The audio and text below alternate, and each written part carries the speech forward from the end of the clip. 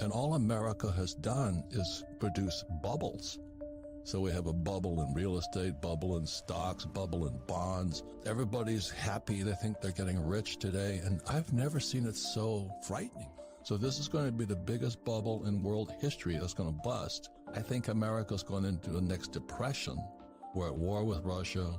Biden is going hat in hand to Venezuela and to Iran to try and get oil, but he cuts off U.S. oil. I make more money, but America is going to go broke. So in 2008, when the markets crashed, Kenny and I borrowed millions and millions of dollars because they were giving away the best investments in the world. Power is the ability to do. So there's different kinds of power and things like this, but the biggest power is the power to change internally. And I've finally realized people don't have that power.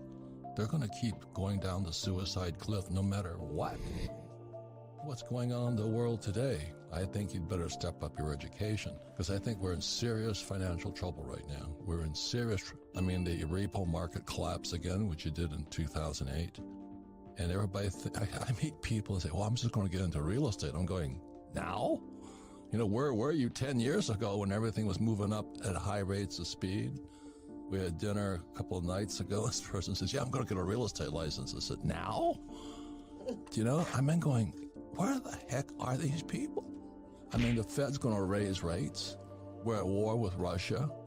What the heck are you guys thinking? When I met Ken McElroy after Rich Dad, Poor Dad back then, people, this was in the 2008, the repo market collapsed, Lehman went down.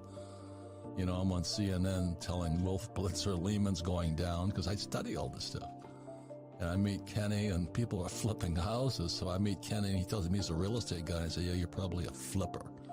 And I hate flippers too. I don't like flippers and I don't like 401k salespeople. And I start talking to Kenny and he says, no, I don't flip properties. I went, oh my God. So Kenny was one of the first guys I met that actually followed what my rich dad taught me to do, which is how do you acquire real estate with nothing down, use 100% debt, and pay no taxes.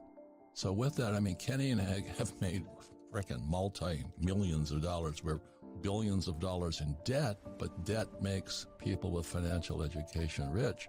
So what happened after 2008, after the repo market, after Lehman went down, as I called it, on CNN, we made fortunes because it was a crash. So you're saying, well, you're telling us it's going to crash, man. I'm saying it's going to be the biggest opportunity of your life because America stopped producing. We stopped making things. And all America has done is produce bubbles.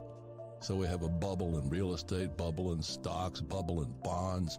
Everybody's happy. They think they're getting rich today. And I've never seen it so frightening. Now, on the other side of the coin, as Kenny knows, Ken McElroy, he and I know, is after 2008, we just borrowed our asses off and bought real estate as it crashed. The problem, this is the everything bubble. This is the biggest bubble in world history. So it's going to be big. So John and I, like I said, rugby players, playing for the Hawaii Harlequins rugby team.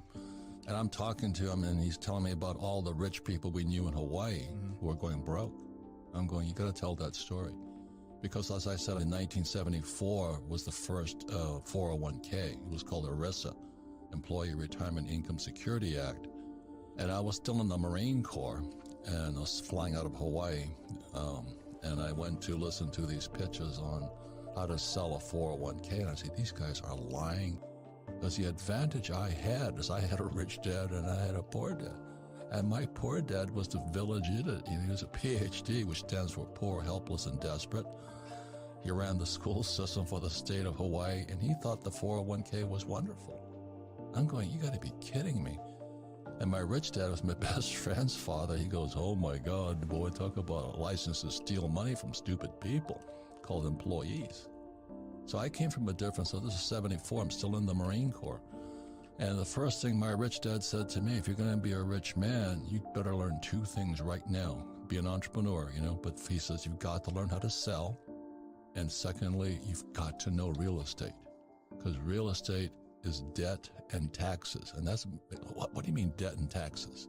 So in 1974, I took my first real estate course and opened my eyes up, because you don't need money to buy real estate and you pay no taxes on top of it.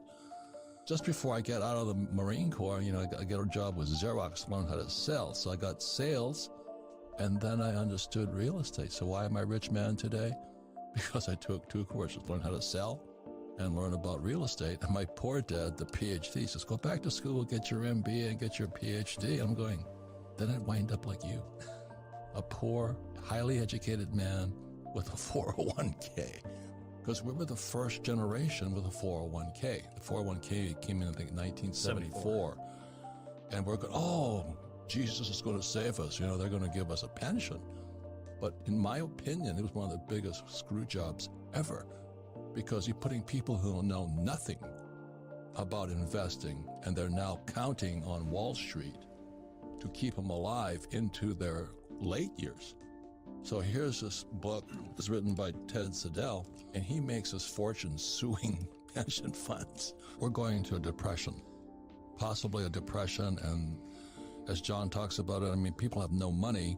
So when our buddy Joe Biden took off the Keystone XL pipeline, inflation went through the roof. That wipes out the poor because they can't afford to eat. Because oil, I'm an oil guy, I went to school to work for Standard Oil. When the price of oil goes up, fertilizer goes up. Fertilizer goes up, food goes up.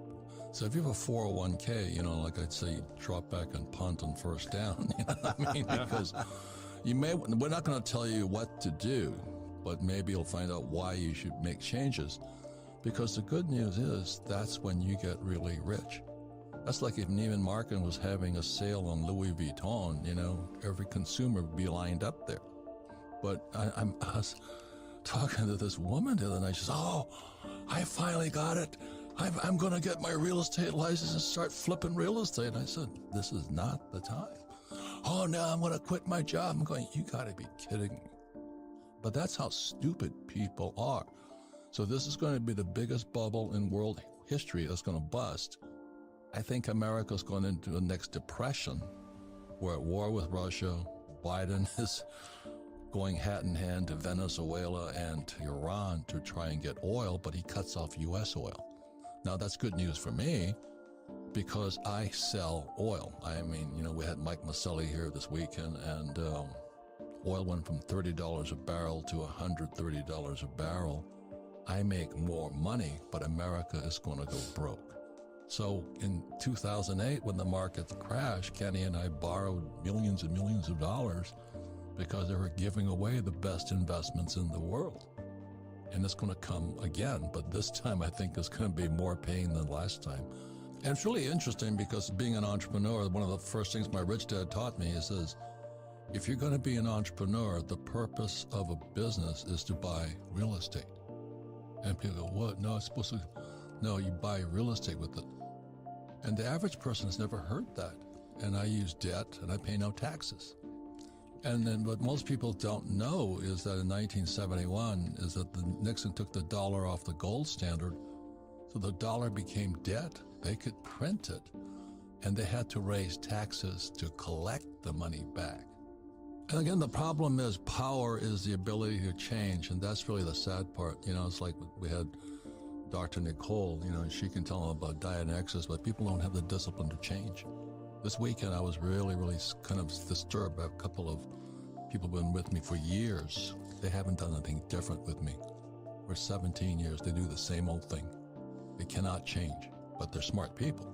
They just cannot change. Like I was talking to people I've known for years. How much gold have you bought? None.